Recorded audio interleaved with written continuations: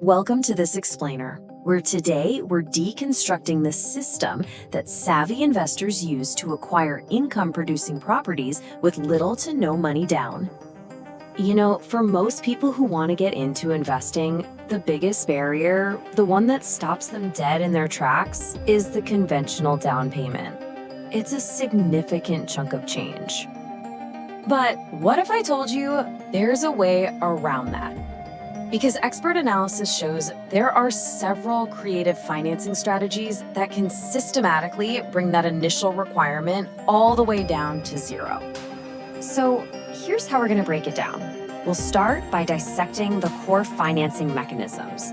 Then we'll get into how real wealth is actually generated, how you protect those assets, and finally, the mindset that ties it all together. Okay, let's dive into this playbook. It's got three main strategies for acquiring property without a traditional down payment.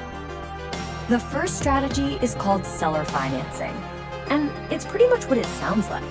The seller acts as the bank, financing the purchase directly for you. You get to cut out the traditional lender entirely. So how does this work? Well, you have to find a motivated seller, someone who really needs to sell. Maybe they're facing foreclosure or they just need a quick out. They might be willing to finance the whole purchase. Next up is the subject to strategy. This is where an investor gets a property by just taking over the seller's existing mortgage payments. The loan itself, it actually stays in the seller's name. The real key here is that you can inherit the seller's potentially super low interest rate. And if they're motivated enough, they might not require any down payment from you at all. The third play is the lease option. This lets you control a property now with the right to buy it later, but not the obligation. Now, for a zero down entry, you can negotiate to waive the usual upfront option fee. This way, you can start generating cash flow right away by subleasing the property. Okay, let's move on. See, acquiring the property is just the first step. The real goal is to build a wealth engine.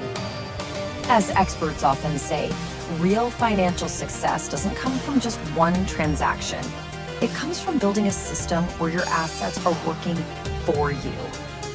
And this wealth engine is built on three pillars: consistent cash flow from rent, the increase in the property's value over time, and some really powerful tax advantages.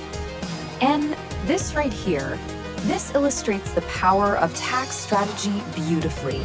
Investor B uses depreciation to create a paper loss, which legally shields their cash flow from taxes. They might even be able to offset other income. It's a total game changer. So, now that we understand how the wealth gets generated, it's absolutely crucial to talk about how to protect it. And that means having the proper legal structure. A really common but super costly mistake is buying an investment property in your personal name. This exposes all of your personal assets to any business liabilities. You don't want that. The right way to do it, the expert-advised sequence, is to establish a protective legal entity before the purchase.